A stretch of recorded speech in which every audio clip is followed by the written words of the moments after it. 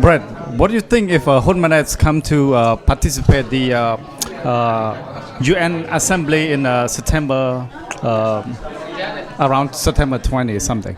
What do you think about that? I mean, Manet will have diplomatic immunity. Everybody who goes to the General Assembly has diplomatic immunity. It's appalling that we're having a dynasty in Cambodia. Hun Manet is only there because he's Hun Sen's son.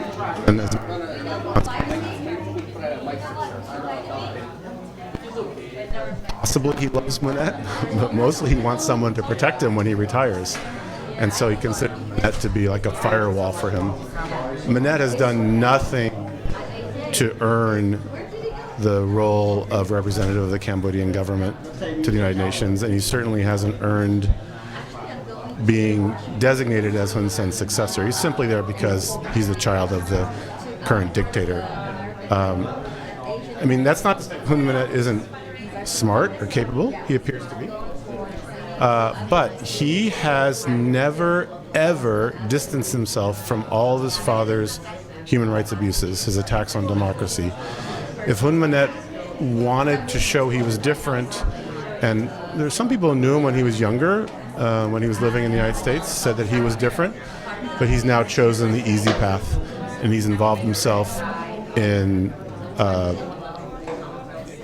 human rights abuses, in rigged elections, in banning the opposition, everything his father does.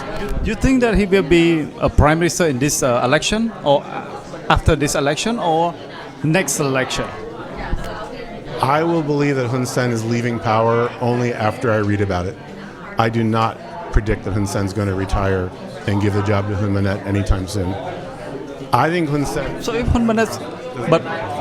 But when Hun Manet come to the UN, you think, because only the two positions that come to, attend the UN Assembly, only Minister of Foreign Affairs and Prime Minister. Yeah. So in these two positions, which one, if Hun Manet come to the UN, in what position? Actually, a country can nominate anyone they want to go to the UN. So you're right. Traditionally, it's a prime minister, head of government, or the foreign minister. But they can send their labor minister, they can send a school teacher, they can send anybody they want. It's up to every state. The UN can't tell them who to send to represent them. That's up to each individual country. This is Hun Sen's way of putting Hun Manet on the international map and introducing him. Look, I think if Hun Sen's got probably very poor health, right? Let's say he has a heart attack or a stroke, but still alive. He's got to be prepared to have somebody he can trust in his position. But I don't believe until that happens, until he's very seriously ill or dead, that he will leave power. It's not in his personality. Right. You mentioned about the dirty dozen. I remember your report. I've been covering the report. You said that since your report, none of them have been sanctioned, right?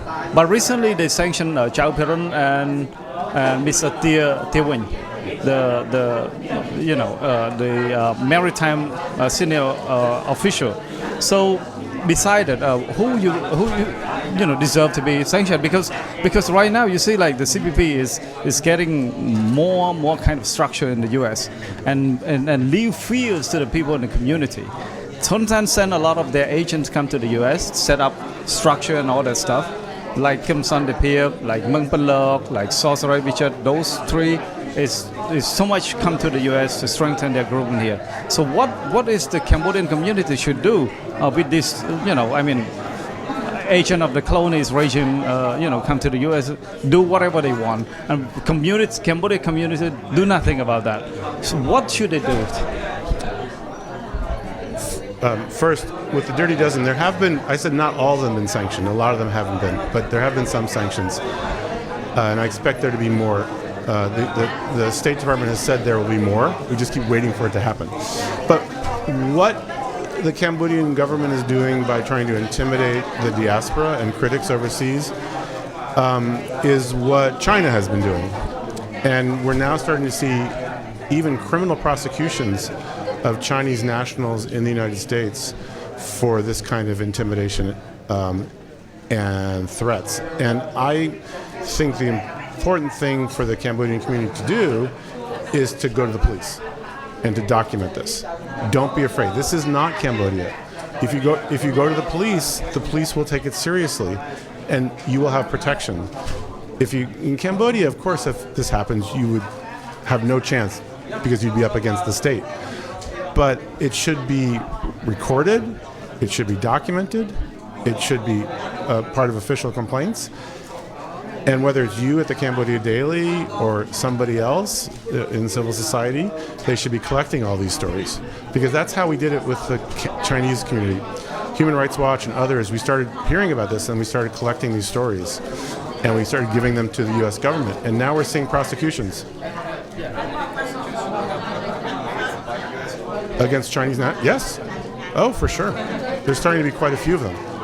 So China has sent probably thousands of people of this country to threaten and intimidate Chinese overseas critics. And now those people who do that are starting to become prosecuted. Thank you so much, bro. I appreciate that. Thank you. Yeah.